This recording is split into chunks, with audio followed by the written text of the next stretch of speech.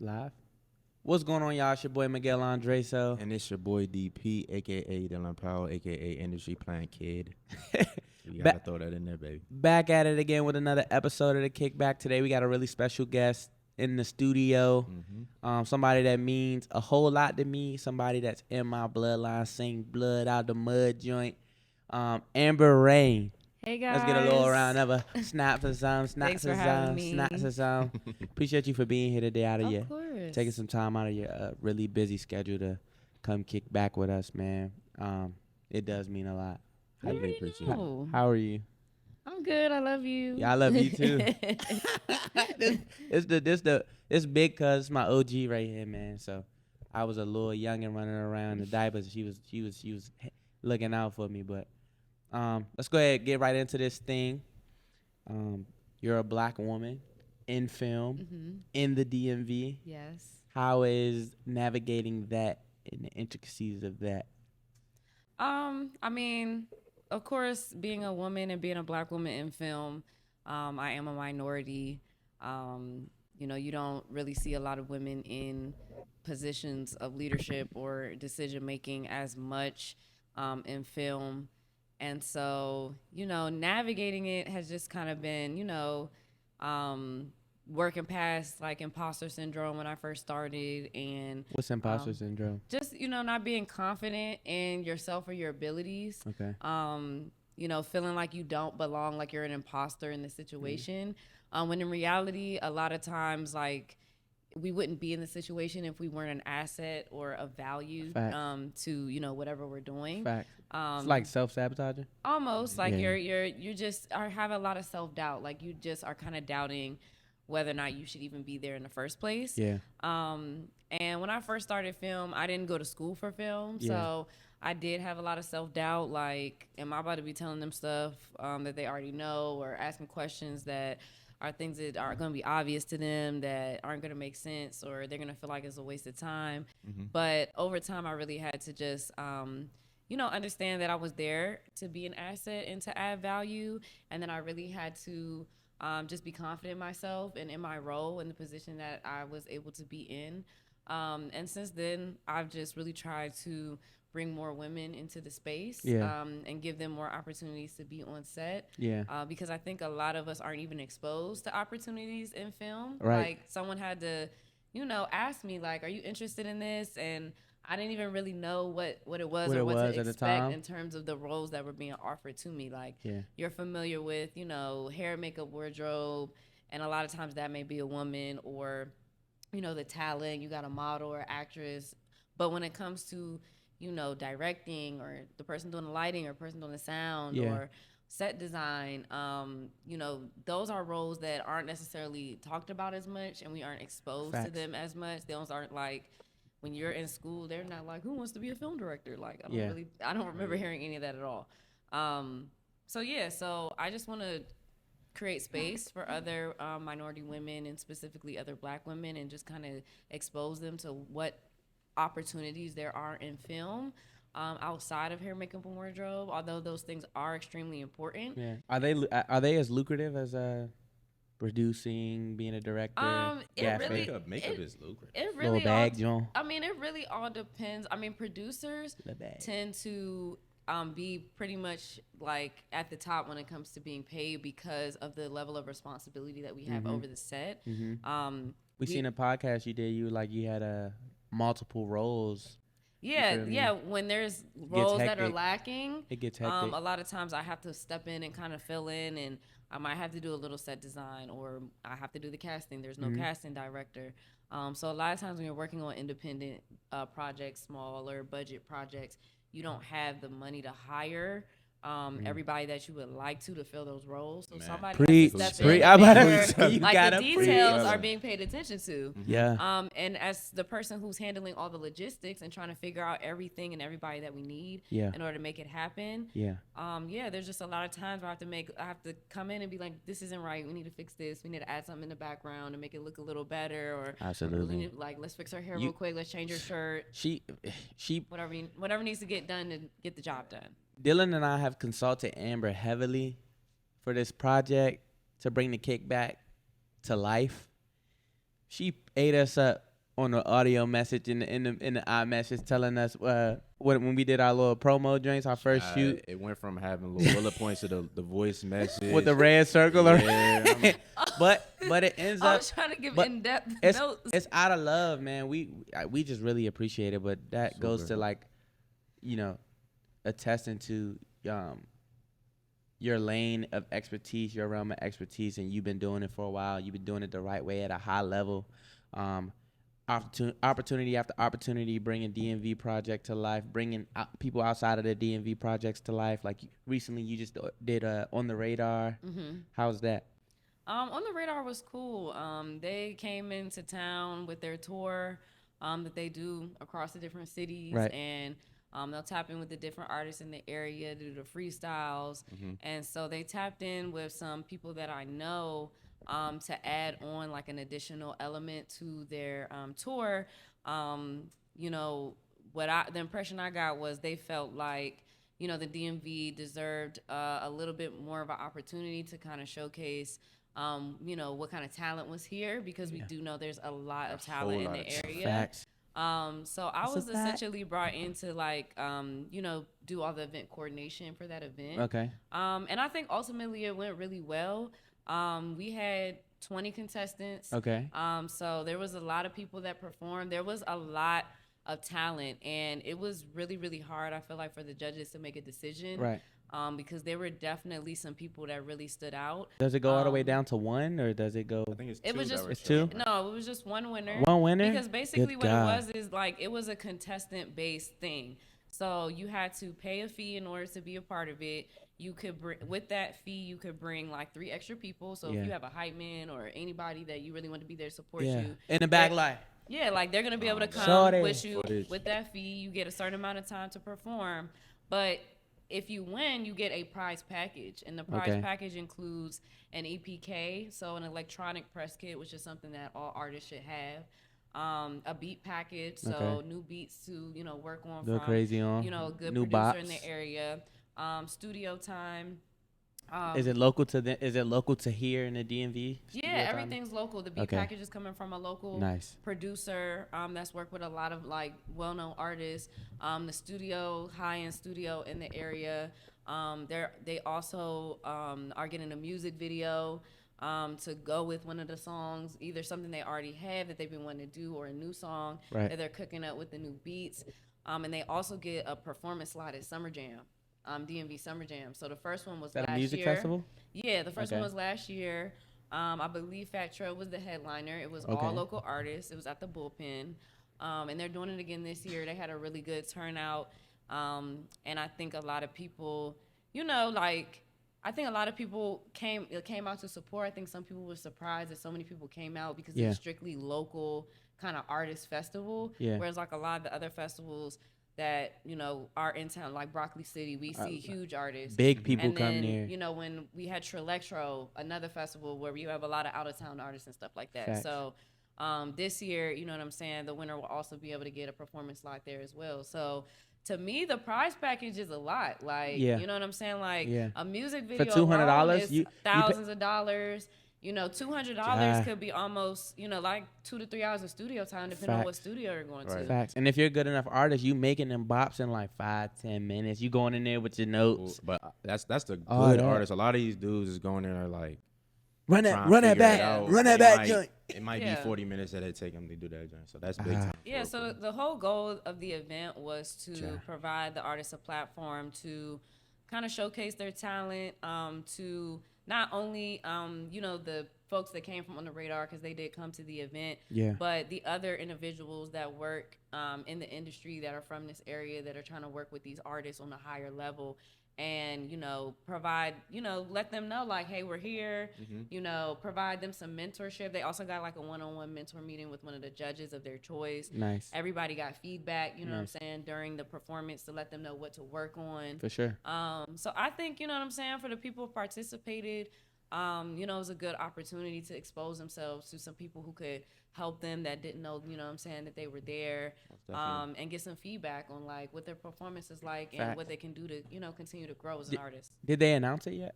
So we haven't announced it yet. The announcement is coming soon. We just finished the first studio session with the winner. The winner was an artist named Sheree. Okay. She's a very talented singer. Shout out to Sheree, baby. Yeah, shout out to Sheree. Your snaps, baby. She can sing. She can really sing. She was extremely talented. There was a lot of other artists that were really, really good, but like her talent was kind of undeniable. You know what I'm saying? Yeah. So she was the one, not the motherfucking definitely, two, baby. she has a lot of potential. So we're still in the process of working with her. My team. I'm not really involved in the politics when it comes to like the music industry or the DMV music scene. Because it's bad. I work adjacent to it because I Oversaturated. work in media, which is a part of entertainment. Yeah. So, the production company I work with, we have a space and we were approached with, the event and, asking to host it in the space that we normally work out of and do our events, right? And so we wanted to make sure just the event was successful, right? That we got some media coverage, that and then after the artist won, we're able to just make sure that she's getting we're gonna do her music video resources. You're providing content while she's in the studio Facts. doing her sessions. So it's really about short form trying content. to do something to help what I'm saying, and give back to these artists. But they definitely how to bet on themselves. Like you got to. Yeah, it was a competition at the end of the day. So they were competing to win all these things that are going to help them get to the next level, develop. That's the intention reach, at the end of the day. All that. Now we talked on you being on the production side of things, but you are a model, if I'm not mistaken. Yeah, I did some modeling. Model, photographer, video art. Come on, man, she got a lot of that. Which one do you like more, being in front of the camera or behind the camera? So I like both. I will say though, like I kind of transitioned to going behind the camera. Can you talk a little more on your mic? Yeah, so I started in front of the camera, and I ended up transitioning to going behind the camera because you have a lot more control when you're behind the camera. Yeah. Of like the vision of the end result. Yeah. You have more ownership rights. Yeah.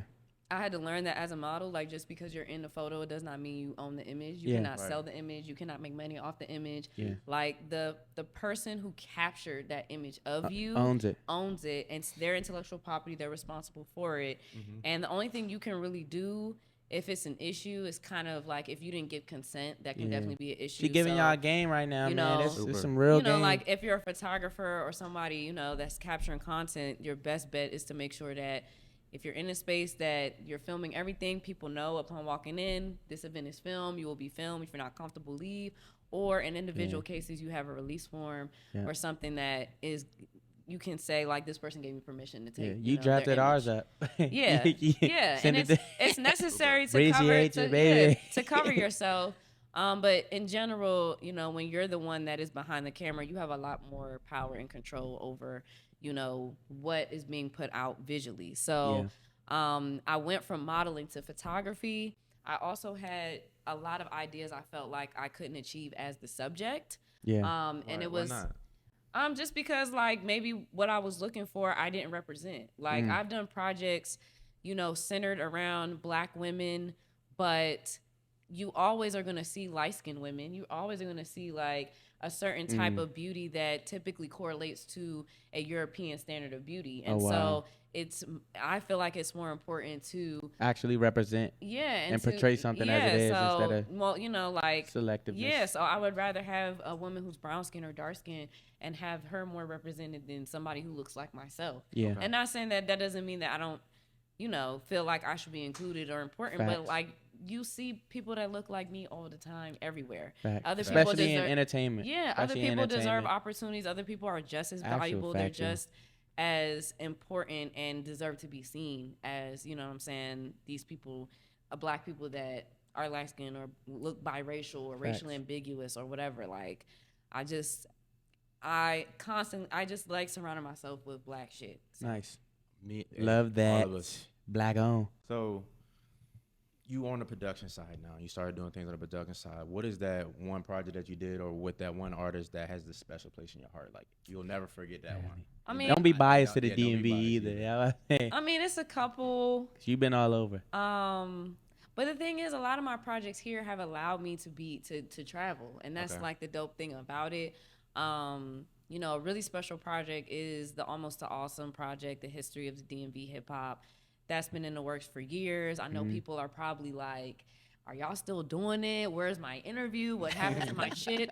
Like literally, there's over 300 hours of footage. Nah, We that joint interviewed is hundreds crazy. of people, and each interview is like at least an hour. Some of them are longer than that. Facts. So it got to the point where we're like, okay, we have a docu-series on our hands. It's bigger than just a documentary. It's going to, we can't do a 5-hour movie, so we're going to have to break it up. And just like organizing the footage and trying to like match everything up like that in itself is a process and takes time. And you got to do it right. Yeah, and there's still some people we Definitely. still feel like we need to interview. I think it would Like be who? Who's left off? like we need Rico. Like girl, Rico remember? Nasty? Yes. Hold on. Broccoli City. Whoa, wait. You go ahead, dude. Go ahead. Got a plug on that ball. I need Rico. We might have the plug we on need that. You, girl. Rico, hey, Lon, we gonna rap, but we might have the plug on that. That's Look, what I'm saying. If you watching this, Rico Nasty, if this somehow gets to you, girl, first of all, we love you. We love you, in the girl. DMV, you're a legend. Come back and try to snatch some of these people up, bring them with you. But listen, Amber's done a whole lot production-wise for Black women. It's Women's History Month. What better month to come than March? Women's History Month. You feel me? But whenever you get around to it, man, she's definitely somebody that's trying to bring some light to the grind and everything that it took for you to get to where you are today. Yes, so definitely top in with Let her. me tell y'all a little story too, because we've been trying to get in contact with Rico, and like we made contact with her publicist. Nice. A lot of stuff was like just scheduling issues. Yeah, she yeah. travels She's a lot. super She's busy. She, you know what I'm saying? Busy. She's a star. You're a rock star, So, baby. Yeah, like I believe at one point they were like she was down to do it, but the scheduling was difficult. And then Broccoli City, she performed, and it was like her birthday. So my team, we got a custom made like guitar. Yeah, for her. Yes, we got an artist to Design it? customize it, and we put Cool Kids on it, and I gave it to her as a Ooh. gift, and I was like, "Happy birthday! Please be in our documentary. Facts. Here's a hoodie." And she was Was like, it face to "Thank you." face? Yeah. Oh, all right, this was, nice. this was like as soon as she came off stage, I'm like Super trying lit. to holding up the guitar, like trying to Super get Rico, lit. like, let me get the Rico. That's a lit. And she loved Oh, it. see, that's super She lit. loved it, but I don't think in the moment she realized like what we were trying What it to do. was. Yeah, like, she really was just trying like, to make oh, history. thank She you. was just She like, was oh, like, Brenner. shit. Because the other thing Round was, it too, up. we got her fans to sign it during the part where she was Oh, no. performing. We were out in the rain getting That's people to sign big. it. And then we went upstage and backstage, and I was like, let me try to give this to her Facts. or whatever. So if you see this, you know what I'm saying? Like that birthday gift was from Cool Kids Forever, production company in the Shout out to DMV. It's Cool my Kids production Forever. family. And we need all the goats and all the greats Facts. in the documentary. So we really want to have you. You're super important. And it would be really dope if you supported, But anyway, No, you're good. No. Shout out Rico. Yeah. Hey, shout out to Rico. Love Shout her. out. appreciate them tickets in the summer. She had us mosh pit in the Uzi. Facts. Yes. It was That's lit. one of our. We gonna Yeah. lay Yeah. that up for sure. Yeah, For one sure. other project I will say though. So I have done a lot of really dope projects with Raheem Devon. Shout out to him. That's current, right? So yeah, I'm still working with him. Cool Kids Forever is his main content and production team. So all his like latest videos that are gonna come out from us. We had Let's Fall in Love on BET recently. Right. I also like when I first started production, I worked on Marvin Used to Say, which was an ode to Marvin Gaye, and it was a period piece, and that piece actually got mentioned in Rolling Stone. So that was like, he was one of the artists that like when I first started working in film and production, the people brought me in to like produce these videos for him. He's from here. Yeah, absolutely. He's a DMV legend. Absolutely. I was about to say I just had to make sure and do my do my research, but he's the motherfucking guess who loves you more. Yes. Guess who loves you more. Yes. That Yes. joint- Like- That's Life an got cut OG short, too, R&B man. song. Like, nigga still making babies of that. yes. team, And his man. new music is really, really good too. It's definitely like that's real soulful R&B, Facts. but it's, you know what I'm saying? He's a phenomenal artist, and I really appreciate all the opportunities that he's given me and my team to work with him, because he truly is really talented, and Yeah. he's been willing to work with us like as we're, just trying to get better and learn and grow. Facts. So it means a lot that artists like him that are from this area that are Pouring back in. Yeah, They're are pouring back they in. are. They really, 'Cause really are, by giving us that opportunity and we that chance. we recently was just in Philly at the first annual Black Podcast Festival. I saw that. Shout out to Larry and Lionel. And Eat Your Heart Out. Super. But I told them, like, even though we're new in the game, what we've normally seen in the entertainment business in the DMV is like kind of like a crabs in a barrel kind of Stiffness. culture, just super stiff. I'm not too one. cool for Yeah, I'm too cool. school. Collaboration is just at an all-time low here. But then you see places and cultures like Philly and all the black podcasts that came together to make that event possible. Or even like the guy I am Vontae, the Baltimore comedian guy. He moved from Baltimore to Atlanta, and I remember watching a post from him on his Instagram story. He was like, "Man, everybody out here wants to work with everyone because everyone's on the same ground and everybody's respecting and reciprocating that same type of work ethic, man." So it's beautiful to see and to hear from somebody who's dealt with so many stars up close and personal. Hear them say, especially when they're from here, hear her say things like he's pouring back into the community constantly. Like it's just a good. It makes me feel like there's hope for the Kickback to get some good collaboration going on here in the DMV and kind of like make our staple in the area, because I'm sure I speak for Dill when I say this, that we want to get to a point where we're able to, put on events of our own and kind of like be the olive branch to the community. And No limit. working with you, I don't doubt that won't happen sometime soon. Yeah, for sure. I have no doubts at all. So you just spoke on some of the things you've been doing, and they're amazing, honestly. And I know that off camera we talked about some of your working hours and how it's crazy to do certain things. And do you ever just sit back and give yourself the flowers that you obviously deserve? Or are you a workaholic? Is it just like, I'm still trying to get to where I'm trying to get? Like, where are you at with that self-love? For real. I know. I feel like I think I'm very proud of myself because I never knew I was going to be doing this. Yeah. And I definitely feel like in the short period, I feel like it seems like I've been working in film for so long, but I started working in film during the pandemic. I've only been doing this during COVID because my job closed and, some shit happened and a lot of us did not go back, and I had already kind of started my producer journey, and I just decided I'm going to make this work. And I'm going to keep it going. I'm going to keep it going. Exactly. So I am super proud of myself because being an entrepreneur and working for yourself and hustling from gig to gig is very hard. It can be very up and down. It can be very humbling. But at the same time, I still have a lot to learn. I never went to film school. I don't have formal training. Yeah. So there's still, I was earlier, I was on Studio Binder YouTube. Studio Binder is a program that is very helpful when you're trying to put together a film project. It helps you put out your call sheets and organize everything. But they provide education and resources through their own channels and social media and stuff. So I would sit at home and watch YouTube videos about filmmaking. But essentially, is YouTube University self-taught everything? Yeah, I'm trying to learn as much as I can from hands-on, on-the-ground experience. From, in the spot, I got to think and make a decision or figure something out. Or, I just got to, really just teach myself or learn from my mistakes. You know what I'm saying?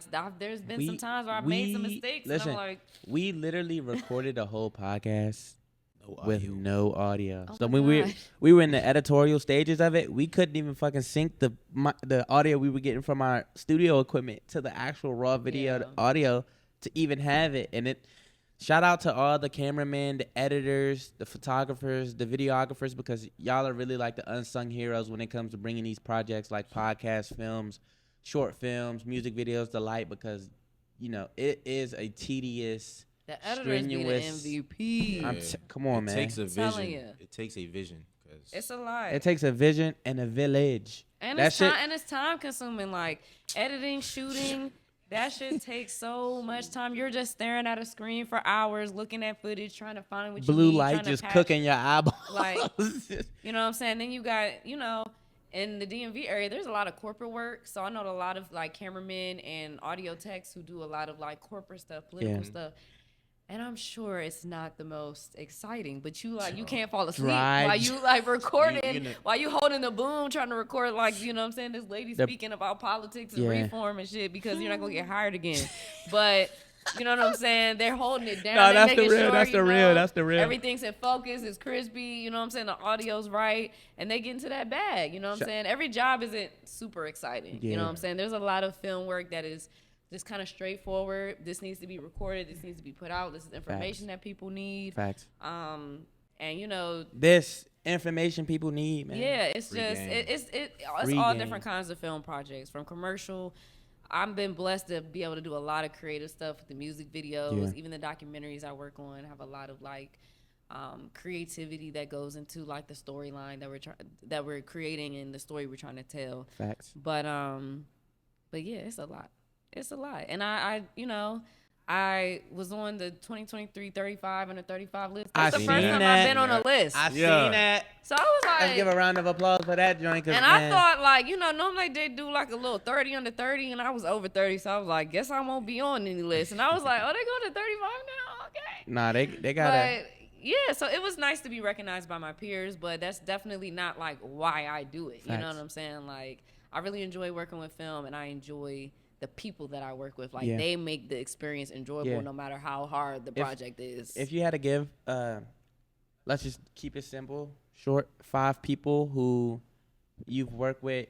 Let's go 3 rather. 3 people that you've worked with since you've been, or recently, keep it easy, since you've been doing this film production, cinematography, filmmaking, recently that you've worked with. 3 people that you absolutely want to give them their flowers that might be underappreciated and overworked, but somehow still making it happen. Shout them out right now. I want to give a shout out to Naja. She's a production assistant and also does associate producing for me sometimes. She's super dope. Shout out to Baki, my executive producer, because I don't think he gets his flowers enough, and he's the reason why a lot of shit happens, a lot of shit moves behind the scenes, and he invests a lot in the community. He's a grinder. Definitely a grinder. And then shout out to Bio. Out of Bio Moja, because he really helped like teach me a lot about what I know about producing the right way. And he's a fire director, and I really think more people should know about him and his work, because he's really dope, but he doesn't always put himself out there like that. Like, he gets booked, he gets work because he's that good. But I definitely think he deserves a little bit more recognition for his creativity and the work that he does as a director. I about to say this super and humble all the opportunities and education he's given to a lot of us that have come into film trying to learn. Like, he's, you know, ushered us in and really helped us. So yeah, shout out to them 3. Nice. Shout out to you guys, man. Obviously, you guys are doing something right. We appreciate you guys as consumers, as well as people that are putting things together ourselves behind the scenes and trying to make things happen, trying to pop up out there on the entertainment scene. So salute to you guys, man, especially doing it in the DMV at such a high level, man. It's super, super motivating. So it's March. Birthday It's coming up, history baby. month, your birthday coming up. Come on now. That's a hell of a month to share. Birthdays in March for me, too. Actual, factual. So it's still early in 2024. Who are we trying to work with? Who are we trying to collab with moving forward? If you're comfortable even telling us. Oh man. Other than Rico, we already covered. Yeah, I'm about to say I would love to work with Rico one day. Put him in the pot. Put him in the pot. Who else? I've worked with Wale before, but I would love to work with him some more. You know what I'm saying? Like, I really appreciate his music. Who else? I don't know, man. It's a lot of dope people that I want to work with in the area. I work with a lot of music artists. Yeah. There's a lot more singers and R&B artists I want to work with. I work with a lot of rappers. You tired of the shoot 'em up, bang bang? Nah, I love that shit. I'll never get tired of that shit. I love me some like ratchet trap music. Like, let's put on some Boston Richie. Like, I love that shit. But but you know, I also like the idea of like, you know, like working with like a singer, like a woman switching up the looks and really getting into the glam and the outfits and stuff. Like, I have a background in fashion. Ari, and beauty, maybe. So, yes, Ari, that's maybe a good you one. mentioned it R&B. I would love Ari. I love her Ari voice. Lennox. Ari Lennox. Oh. Come on. You I doing you us, Terry. about- Don't mean it. Like Fletcher. Yes, I'm thinking you're talking about Round Brown Black Sheep. No, bro. She's not in any type of. She's a BBL specialist. She making music?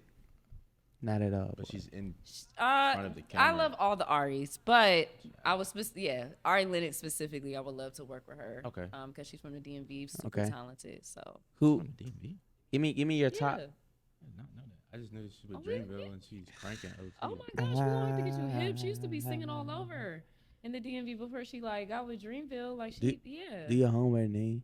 Yeah. Are we doing that?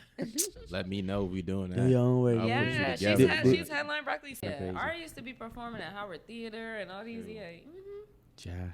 So we know we now have the artists, some of the artists that you want to work with moving forward. Brent too. Brent, I love Brent. Yeah, Brent he loves Fayez. Brent. You're cranking right You're now, toxic. brother. I ain't gonna lie. You to are toxic. He is so amazing. His voice is phenomenal, and like his latest album, that Timbaland toxic? produced.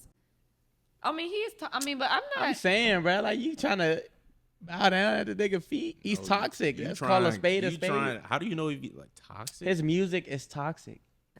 He literally will His sing you out your toxic drawers and R&B. tell you how he's about to leave you and shag your brains out. And then leave you and go to the next country and meet a bunch of girls in France that smoke cigarettes with terrible Got breath. love for you, Brent. I ain't I'm gonna lie fine to with you. it. Let Not me doing that. produce We the love video. you in the DMV, bro. But I'm saying Just your let me music produce is the toxic. videos. I got you. No judgments. That's all I'm saying, bro. No judgments. Don't hang me.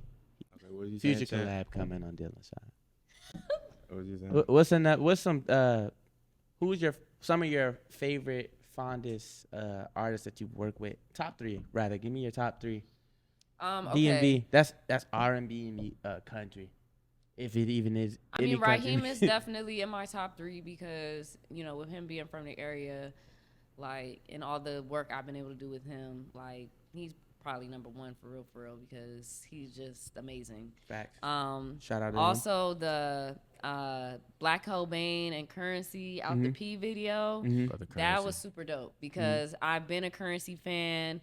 I fuck with Black Cobain. He's from Virginia, and he's with Jet Life, and they like came to my production company with 24-hour notice to do a video. Crank that motherfucker. Like, they shot the video on my dad's birthday. Like, I was like, I'm gonna have to go to dinner, come back, like, you know what I'm saying? Because I wasn't missing my dad's birthday. I wasn't. Facts. The thing is, you know, I did everything I could do for pre-production with the time I had to make sure it was gonna go well. And I have a super strong team, so it wasn't an issue that I wasn't there for the time that I was. We did enough preparing and planning, and I was still available by phone if needed to help facilitate things until I got there. So that's one of the really important things about like having a strong team in production. Facts. You know, because if your machine, everything is strong, everything like it's gonna run whether you there or not. Facts. So it was a situation that was a really fire video though. I love Currency. It was just about smoking. Gotta tap And in. like everybody, like the whole video, everybody was just smoking out the pee. Yeah. And it was dope. Number 3. Number 3. This don't be the hardest one. The last joint. You work with so many people. It is really gonna be hard. I'm probably gonna have to say Wale again because I worked with Wale on more than one occasion. Like I modeled in a video for Wale years ago. And that's how I met the production family that I work with now. So if it wasn't for that video that I did, you know, for him, then I might not be in the position I'm in now. It was also a really dope video because it was called Black is Gold, and it was just basically about empowering Black women and how amazing we were, and you know, we just had all these different Black women in the video, and it was super, super dope. It was received, even though it wasn't put on a big platform because I think he had a sample that wasn't cleared, so we couldn't get it like on BET. But it really went all over social media. Yeah. And then I ended up doing set design years later. This couple years ago, I did set design for Poke It Out for his song with J. Cole. Okay. So that was a really crazy experience. But that was probably one of the biggest videos I've worked on. Yeah. I'll also say that as a model, I was in 2 Lil Uzi videos. That's probably the biggest artist I work with. Like as a model, lit. that I was able to be on a huge set with He's lit. like Daps. He's a really big director. Drake, Migos, all the biggest artists. They was there. They weren't there, but that's who he's worked with. Yeah, He's those are worked like with his them. clients. Okay, he okay, works okay. with the biggest artists, so obviously Uzi. Yeah, he's doing shit. But yeah, those are probably like the biggest artists I work with that really like, it was a huge project. I learned a lot. I got a lot of exposure to a lot of different people and learned a lot of things. So that's why they're like, those 3 artists, and then the artists, you know, Uzi working with him as a model. Those are the people that gave me the most experience by being able to work with them on their projects. Okay. I mean, you wear a bunch of hats. What are some parts of like this industry that you want to tap into moving forward? So I'm starting my own podcast. I'm actually trying to start 2 podcasts. One is, you know, kind of similar to what you guys do, giving artists and creatives and people who are making an impact the platform. I want to provide a lot more education on film, the film industry, the different jobs that are available in the film industry for people to do, and the opportunities that are there. And then I also want to start a weed podcast. Go. If you smoke gas, man, tap in. Yeah, I want to start a cannabis podcast because... Can I smoke hookah in there? I don't smoke weed. I hit the hookah. We'll talk about that. We'll see about that. We'll see about that. Mainly because, like, okay, I'm not a big drinker. You know what I'm saying? Like, that's not really my vice. Smoking is one of those things that really help me decompress. Like, I have a very high stress job at times, and like that's like my glass of wine at the end of the day. Facts. And being as though, you know, it's legal now in Maryland, it's legal in DC. For, you know, adult consumption. I just feel like the cannabis industry is only going to grow. And it makes sense to tap into it because it's something that, you know, it's not like creating all these issues for people. People can consume it safely. They can, you know, it's not something that's, you know, it's not like the crack epidemic or nothing like that. Like, it's not crazy. I don't see, you know, somebody was too high and killed somebody driving it. You know, now people are getting weed DUIs. So I've always been like a cannabis advocate, and now that, you know, it's becoming more like accepted and, you know, normalized, I like, you know, something that's kind of just a part of my lifestyle that I want to continue to like just provide education for and kind of get rid of some of the stigmas that surround smoking. Facts. So, yeah. You mentioned like education and how you want to get to a place where you are able to spread the abundance of it when you get your podcast running. Talk about like how can one get educated, or give some advice to somebody who might want to be in Amber Rayne's shoes in the next couple years of their life, or right now they're pursuing production film. Like, where should they be? What should they be doing? So what should their process kind of look like? I mean, the best thing to do would be to find a mentor or somebody that can bring you on set, even if it's, you know, like an intern situation, so you can get experience and kind of get an idea of what it's like. Because again, when we're on set, we work really long hours. You know, like, it's definitely gotta be something that you want to do. To be doing that all the time. And then I think too, and sometimes that can be difficult because you don't always know where to look to have a mentor. And also I find with film, a lot of things can happen last minute. It can get very hectic, and it's not always like easy for me to bring somebody else into a situation. Like, I don't like bringing people into situations where it's chaotic, or, you know, like, things aren't as organized as I would like, maybe to lack of time or last minute changes or schedule changes or whatever. And those things do happen, but I want to cultivate an environment where somebody's learning how to do things the right way.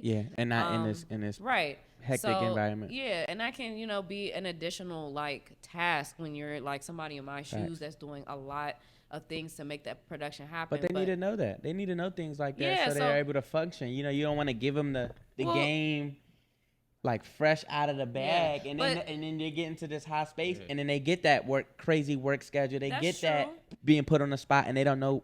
They shell up. You know what I'm saying? The only thing I will say though is like, the only thing about that is in certain situations in film, like, I don't even have time to explain to you what's going on. So it's like, I have to do this. I have to get this done. I don't like just go over there. Facts. It's you know different what I'm saying? when the bullets is flying. That's what I'm saying. So it's like, those situations are going to happen, but I would at least want to bring somebody initially into a situation where they can see a little bit how things are supposed to go, what to expect, or I can put them in a situation where it's like, okay, now if this scenario were to happen, this is what we would do. Facts. And once they get more comfortable and I know that they're up to the task and I can bring them on set more, then I can, you know, bring them into situations where maybe I can give them a little more responsibility and like, hey, I need you to figure this out for me while I'm working out this. Like, it may not be nothing crazy, but just me being able to trust that I can delegate to you, you know, it might take some time to get up into that point, but it's a lot easier to get there when I know I'm in a situation where, I can provide you the proper education that you need, and you're not just like standing there waiting for me to help you. Getting the game from a mentor. What else does somebody else need to be doing? And if you're having trouble finding a mentor, there's a lot of resources online. There's a lot of Facebook groups, LinkedIn. believe it or not, that are film production groups. That I'm looking for a production assistant. It's $100 for the day. You know, little to no experience required. You must have a license, be able to drive, whatever. Like, look on these job boards. Look, there's always people looking for people to help them with their film. There's a lot of people that want to do things and they don't have any money, but they need people to help them. Yeah. And they may not be able to pay you, but you're going to gain from that experience. And now you Say have that something one to more put- time. You maybe have an opportunity where the person does not have money to pay you, but you're going to get paid through the experience that you're going to gain from being a part of that project or that set. And now you have something that you can take away that you can add to your resume. So when another job comes along and they say, well, we're paying this much, do you have any experience? Yes, I have. I've done this and this before. And then you work your way up. How valuable is that? How many opportunities have you taken pro bono that have came back and fucking been the one, and whoever that you've been working with for that bigger opportunity was able to cross reference like, oh damn, those my folks. Yeah. You was on that? Yeah, first music video I ever did was for free. That's where I met the production company that I work with now. Wow. I did such a good job and they weren't paying me and I was like able to take direction well.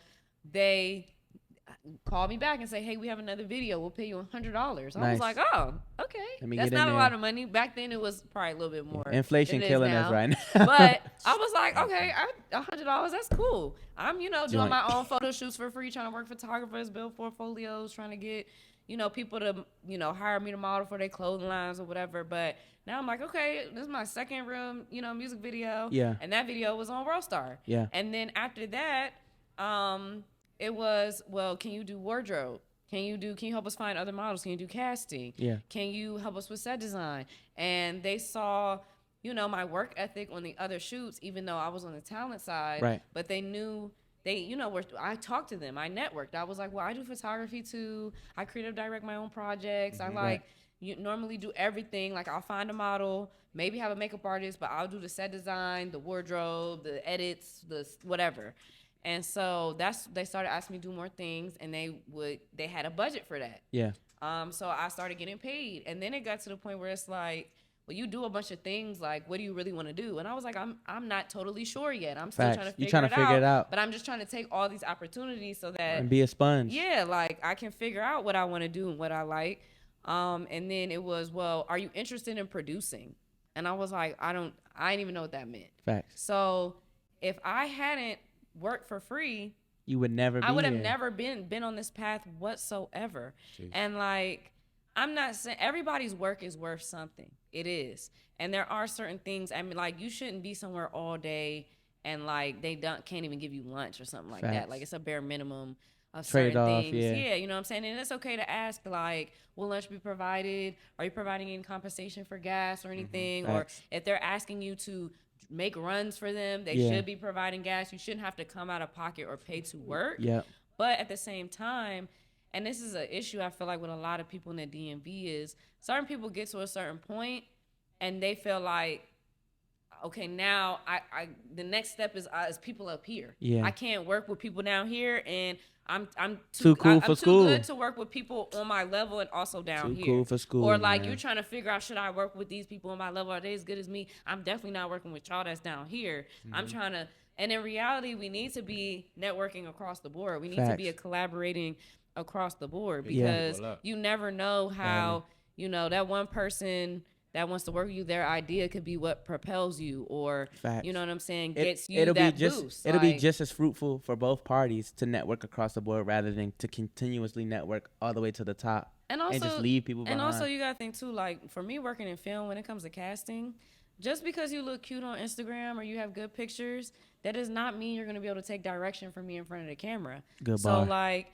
and then on top of that, like when it comes to paying people, there's usually a set budget, and the things that are most important have to be paid for taken first. Care of. It's prioritization. Exactly. So there is not always a budget to pay everybody, even though we need these people. But depending on what the project is, we know that there's value for the people that are going to get the experience. Facts. Also, if you work with me and I see that you're great on camera, you are, nice to everybody. Facts. You're on time. Facts. You're them easy little to things. work with. Them little you're things. not complaining. You're not, you know what I'm saying, making just things difficult.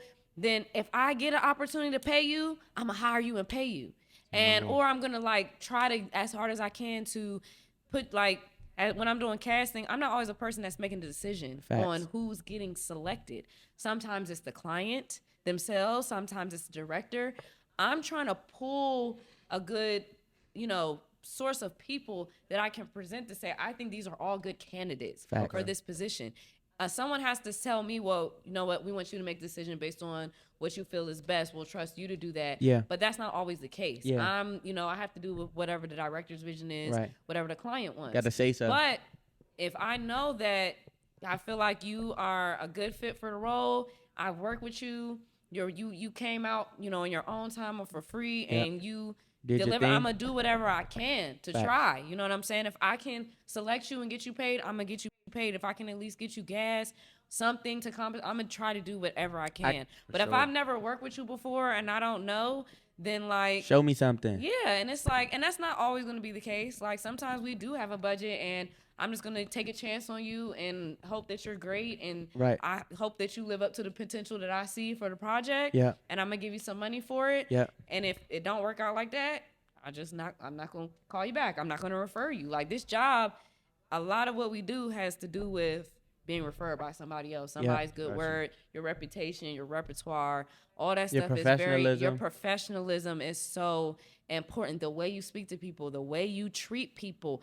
I don't care if they picking up trash. Respect that person on set. They have just as much of an important role, because you don't want to come into somewhere and it's trash everywhere. Yeah. It's dirty. Yeah. It's rodents. It's like You can't that's even an- work. Like, cause are you gonna clean it up? Yeah. Like, respect everybody that works on the set. They are an important part I of can what tell. makes it happen. I can tell. Like, you're passionate about what you're talking about right now. Without question. You have some experience seeing like things not be so pleasant for certain people. Like what? If you don't mind, like going over one. Like it's just sometimes. Or have you seen someone treated pretty poorly? Yeah, I have. I've been on a lot of big sets where, when you're working on real big sets, they don't give a shit. Everybody's there just to the do body. their fucking job. People are stressed out. They're trying to stay on schedule. They're trying to stay on budget. Yeah. Tensions are high. Yeah. They don't know you. You may be more replaceable than they are, so they think. You know what I'm saying? It's but some type of competition. but at the end of the day, you have to maintain your level of professionalism, and you got to remember, as Black people, we're still a minority. As a woman and as a Black woman, I'm even more of a minority. Facts. So I have to put my best foot forward. I have to Always. go above and beyond Always. at all times, because it ain't that many people that look like me Doing what you're doing. Period. And so, I can't Goodbye. allow somebody's negative projections or whatever they going through on me allow me to jeopardize my position and my opportunity Yep. and my role Yep. Your on future. that job. Once that shit's over, we on to the next gig. Facts. So like, God. unless it gets to the point where the person is like, you need to go speak to somebody, like they're just, somebody's being really disrespectful, of course, you should advocate for yourself. No job is worth your dignity and self-respect. I don't care what the Facts. fuck you doing. But at the same time, you can't just allow like everybody's attitude or mood on set on time to deter you from enjoying the experience or from doing your job to the best of your do ability. your And thing. it's not always gonna be fun at all. It's gonna Yeah. be hard as shit. You're gonna be tired. You might be the one that's irritable. You don't know. Facts. Like you might have had a couple hours of sleep working all day the day before, and we got to do it again because we ain't got another day. We don't got enough of a budget to shoot one more day. Facts. Tomorrow's Make do or it happen. die. Make it happen. Just get through it and then relax. Everybody's cool again. Yeah. We good. Yeah. So I the relate next to time that. y'all need to cast maybe like a taller, maybe 6'3" brown skin, handsome, nice smile, Facts. good with people, good in front of the camera, polite. You know what I'm saying? All that. If you need somebody, Okay. just I recommend you get some good headshots. got you. Get some good headshots. Couple of you just, some smiling, you know what I'm saying? But I recommend everybody do that in general. You should always have a professional headshot. But Facts. if you seriously want to get into acting or anything in front of the camera, having some solid pictures in your portfolio will definitely help you, because that's what I'm going to send to the client. Don't- You know what I'm saying? Don't forget, if you're watching right now, Amber has a link tree in her bio where she put all her casting calls there. If you're trying to get in front of the camera, you have those tangibles like a portfolio that they're able to reference. Some of them are paid, some of them aren't. But like she just said, there are plenty of opportunities that are worth taking to kind of like go ahead and fast track your career when it comes to entertainment, man. So definitely tap into that bio because Yeah, it's and definitely gonna be the joint. I usually announce my castings on my story. I'm gonna try to start doing them on my channel as well. So if you're subscribed to my channel, I'm gonna make sure I send those. Is this there. YouTube? Is this Instagram? What is No, this? on my Instagram, I have an Instagram channel. Okay, all so, right. just so we know where to send yes, send the so people that reach out. Most of my main social media is Instagram. That's pretty much what I use as a visual artist. That's like the best platform to me. Outside of probably TikTok, which is newer, but that's a really great place to advertise what you do. So, make sure you guys are following me and tapped in like to my story. So when I do announce those things, you'll see them, as well as again on my channel, on my page. Actual factual. Make sure you turn on our post notifications. Yes, the Amber Rayne. Follow me on Instagram. Follow her. Hey, you've been dropping gems the whole night, and we appreciate that. I know it's a little subjective, but can you please teach the people how much funnel is the right amount of funnel? Oh, I'm gonna say I feel like it should be a good 30% to 70% ratio. 70-30 split. I think. But okay, No, but wait. that's See, real. this is one of the Y'all things we're going gonna talk about on my tobacco with me. podcast because it's multiple types of funnel. All funnel don't hit the same. He's saying 50-50. 50-50 is And harsh. he's hitting the blackout joint 50-50. Oh, blackout is super harsh too. You might want a cigarette. I'm about to say you want to black and Jack. fuck him out. Hitting tobacco with weed. You were on a super Smoke. split. You might hit. I'm You might gonna as well say have a hookah. good 70 weed to 30% funnel. 70-30. Right. I think it definitely depends on what brand of funnel. And again, this is gonna be something I'm gonna talk about on my podcast because in the DMV we got Uptown funnel, we got Ivy City funnel, we got the 2-4 funnel. That's two because you know what? If the funnel is more fine, it's a little. I feel like it's smoother. It hits smoother when it's not broken down all the way. It's a little more chunky. It's giving Flaky. It's giving mulch. Yeah, As opposed yeah. to like a nice you really seasoning. You know what I'm saying? You want to season. You want to light pepper. Nah, And your fingertips, they gotta. You want to low-key be season fucked the up a J. You know what I'm saying? You got to be able to see what you're doing. Destroyed. I'm talking about you gotta really. See, what I like to do is I like to try to crush it up in the bag more. Okay. So That's that what I way, if it's in the bag and it's like needs to be broken Definitely down a little smart. more, I like crunch it up in the bag. Because to be honest, I don't like stuff being on my fingers. Like the funnel on And my you got fingers nails is- and shit up Yeah, underneath like the so nails. I try to make it like kind of on the finer side so I can kind of like pour it out and I don't have to touch it if I don't Gotcha. Yeah. have to. Yeah. And I can also, again, I feel like when it's broken down a little more, it's a little bit smoother of a hit. But again, the type of funnel and your ratio is all, and the type of weed you have too, like how loud your gas is hitting is all going to determine like what the hit is like. You don't have to name drop, but you ever been on set and hit some rapper weed and that shit It just was is Hufflepuff. trash. And it was Hubba Hufflepuff. bubba. I don't think I Trash ever can. had some trash weed. I don't like. And there's been a lot of sets Yeah. like that we smoke on because like it's very casual. Our clients smoke as well. Yeah. So again, like Oh, this y'all another- could do y'all. There's thing on another that reason why I'm trying to start my cannabis podcast because like literally it's a part of Who the you- culture Yeah. and like the guys I work with, like we Yeah. all smoke. We smoke together. It's part of our like Little camaraderie ritual. in our community. We Yeah. smoke while we have our meetings. Yeah. We get into our creative bag, you know Yeah. what I'm saying? So yeah, I've never hit no gas or no rapper weed that somebody gave me on set and I'm like, what the fuck is this?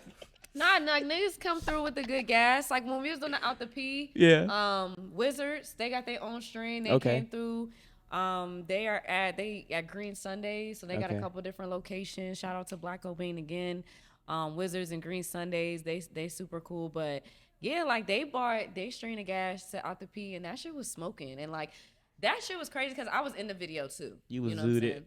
I was. we were. It was at a point where we were like, how many more times we gotta shoot this? Cause like my eyes are just about to be closed. You about to be. Like in that our eyes are not even there. They were like, how come they were trying to get everybody like hype. And we're like, the song is a vibe song and we're fried. And We've we're been vibing, smoking for nigga. hours while we've been shooting this. And we're vibing. Sleep Like, on the joint. It was a really a out the P situation. Like the video really to me lived up to the song. Yeah. So that was a highlight because I love Yeah. Currency. He's always been like an artist that I'm gonna Shout listen out to his Currency, music man. and Yeah. smoke Shout out to. to you.